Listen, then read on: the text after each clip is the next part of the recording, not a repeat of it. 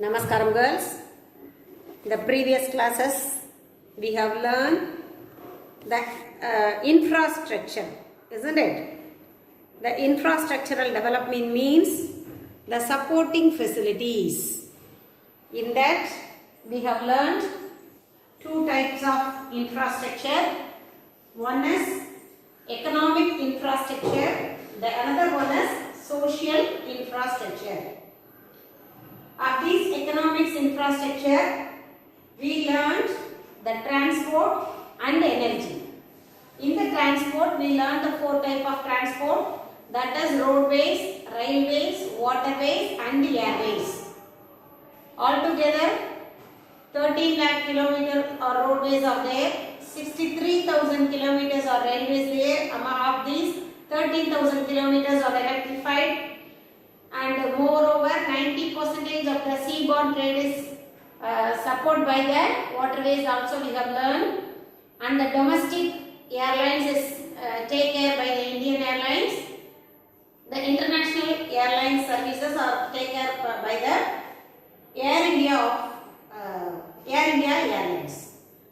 So that we have studied in the transport. And the energy, we studied the two types of energy. One is renewable and another one is non-renewable. That also the meaning also we learned. What do you mean by non-renewable? Which cannot be regenerated. For example, coal, oil, petroleum and other things are called non-renewable energy resources. Renewable resources we have studied 5. Solar energy, wind energy, tidal energy, biomass and geothermal energy. Till that we have completed in the previous class. Today we are going to learn the social infrastructure. What are the things come under the social infrastructure? On the day while we given the introduction, I told what are the things comes under the social infrastructure. Under the social infrastructure we have education and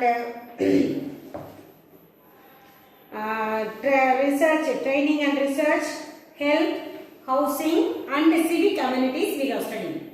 So from that we are going to study only the two, that is the education and the health alone. Today we are going to learn under the heading social infrastructure. What is the meaning for education? Why do we need education? What is the purpose of giving education to the citizen? Man act as civilized man. Man becomes civilized citizen only because of education. And in the demographic trends also we studied about the literacy rate in India, isn't it? Name the state which is has the very high literacy rate. Kerala already we have studied. So education is very, very important. So this social infrastructure helps to improve the quality of manpower. By giving education, we can increase the human capital. That also you have studied, physical capital, human capital, money capital. So by giving education, we can improve the manpower, thereby we can increase the human capital. And these social structures are not included in the production and the distribution system. It is out of that system. If you talk about the transport, energy and other things, the economic infrastructures, it includes in the production of goods and services. But these things, these are outside system of the production and the goods distribution system. So this system, if you give a good education, if the people are healthy, then the efficiency, it increases the efficiency of the productivity. How it will be, the education and the health improve the efficiency of productivity. If a person is healthy, he works for a long time, isn't it? Thereby he increases the production of a particular product. And if he has the knowledge of education, technically he will be sound and he is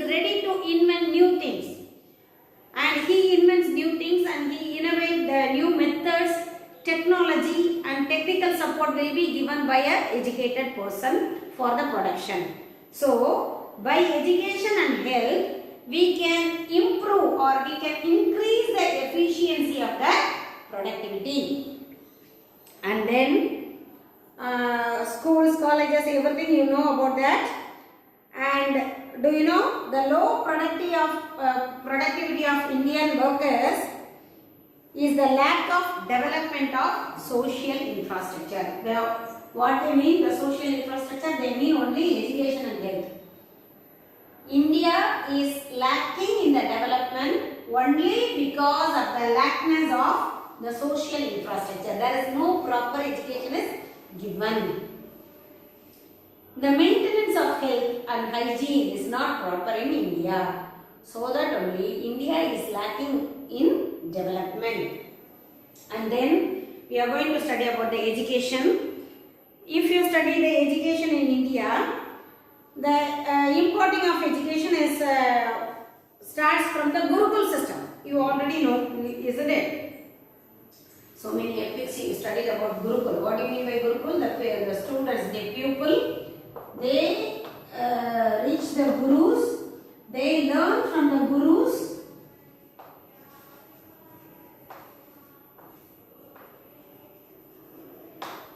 Under the guidance of the Gurus at their home itself, isn't it? Nowadays you are moving to school. We are moving to you.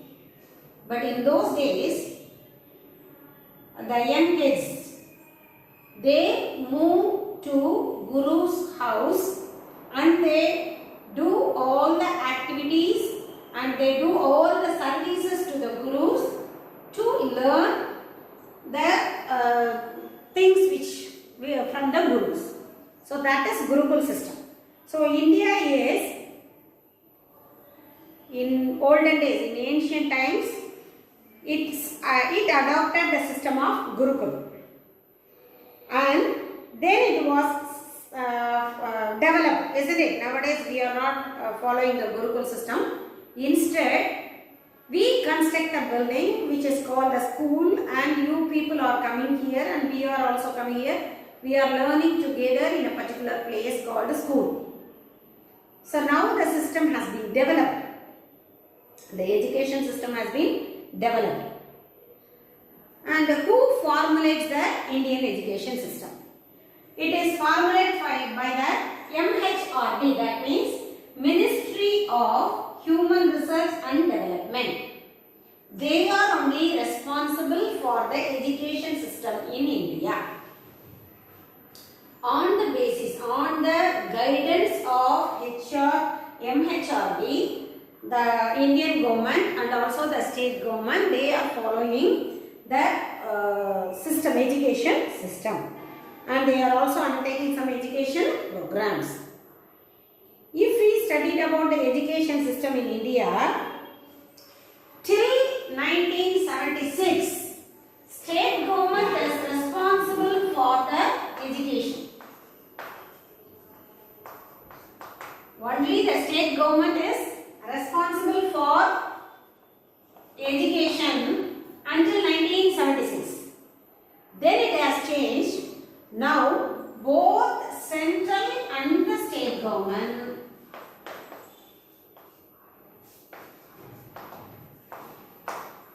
they are responsible for the education system in India. So until 1976 only the state governments they are responsible. Then it was brought under the concurrent list, that is both the central and the state. And the center, it is responsible by MHRD. Already we have studied Ministry of Human Research and Development, and it decides the education budget. And also the system of Indian education. What are the things? First you have to go for pre-KG, isn't it? That is nursery. Then first standard to 5th standard, primary, middle,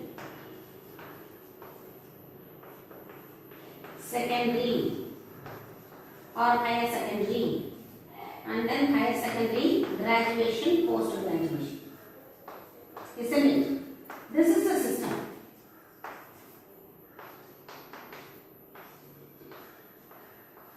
Graduation. post graduation. If you are studying the MSc or MBA anything, it will call post graduation. So this is the education system. Nursery, and then they entered into the primary or the classes, then secondary level, then higher secondary, graduation and the post graduation. The Education Institutes of India. If you are studying about the Education Institute of India, we are following the pattern of 10 plus 2.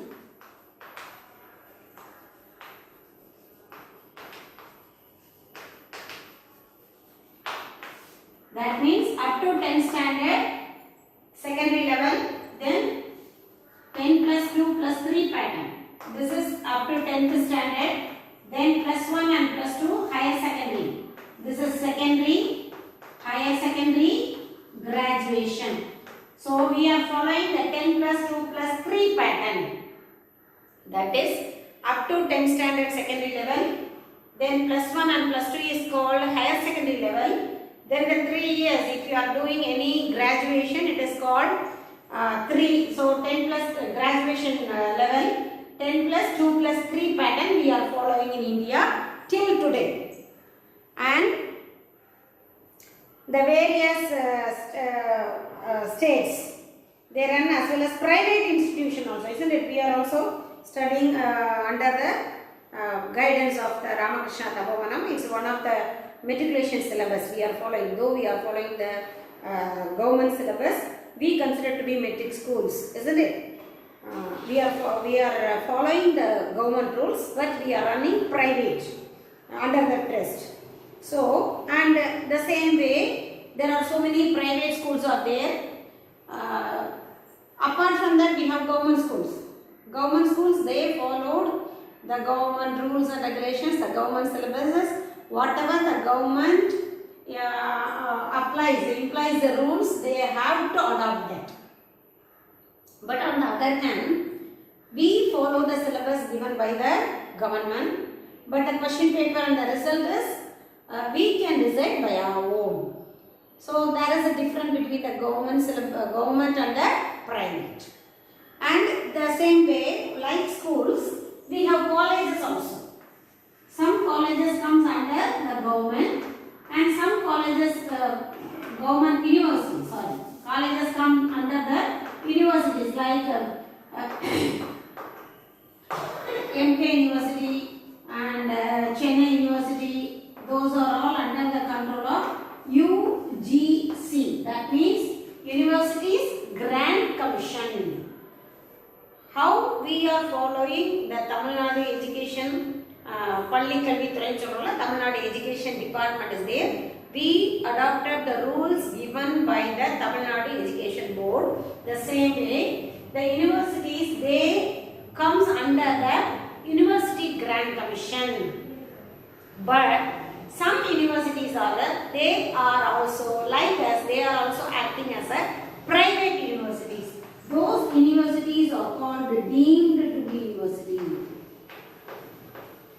For example, Satyabama and Kalasalingam. Those are professional colleges. Both they have professional and the arts colleges. If it is a professional college, engineering professional college, it has to come under the control of IIT Chennai. But these universities, so some of the universities are not comes under the control of University Grant Commissions. That universities are called deemed to be universities. So these are the things we studied under the education system. Then now we are going to see the health system of India. How the health system, health and hygiene is practiced in India.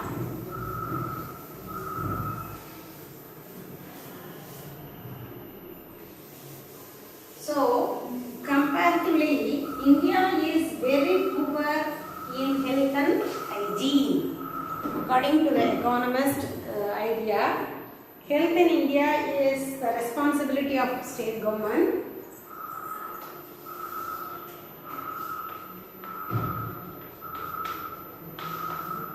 It has to be, state government should be responsible for the health of the people in their state. And the Central Council of Health and Welfare, they formulate the healthcare program and the health department reform policies. The administration of health industries in India is the technical needs of the health center and responsibility of Ministry of Health and Welfare. Ministry of Health and Welfare.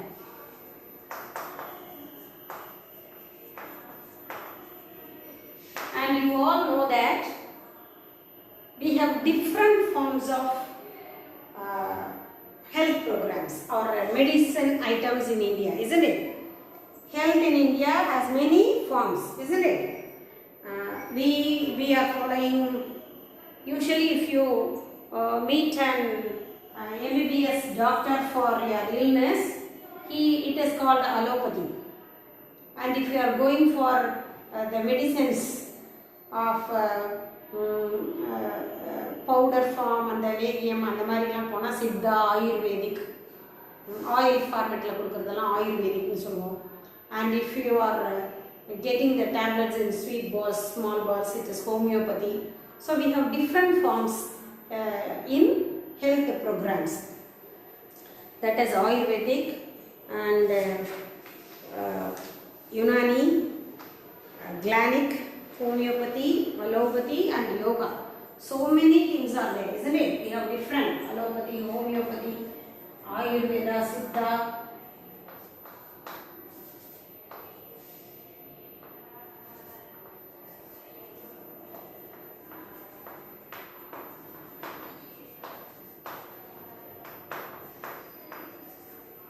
Yoga, etc. So many health forms are there, different forms are there in India.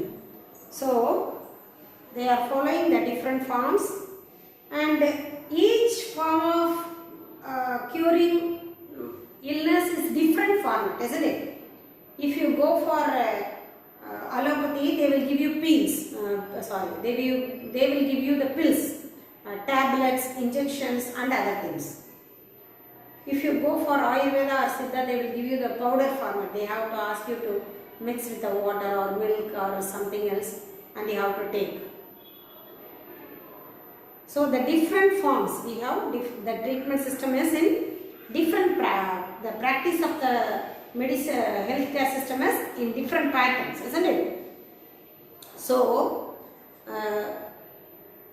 all medical systems are now comes under one ministry, that is Ayush. This already you have heard. All the medical system comes under one, under the control of one thing, that is Ayush. And if you studied about the healthcare service in India, the health status is very good in Kerala. Usually people, they prefer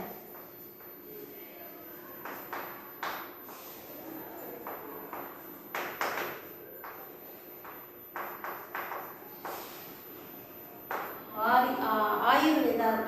Kerala is best. Kottakkal Arya Vaidyasala solvaanga. And even the allopathy is very, very good in Kerala. We don't know whether the climate and the system of the Kerala medical systems and the climates and the area, everything is determined the health, isn't it? So the state Kerala is considered to be the best in health status with other states. And already I told India's health is not satisfactory because we have a very poor health system.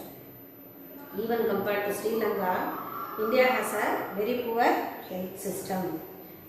And these two we are studying under the social infrastructure. And then we are going to study about the contributions of Indian economic thinkers.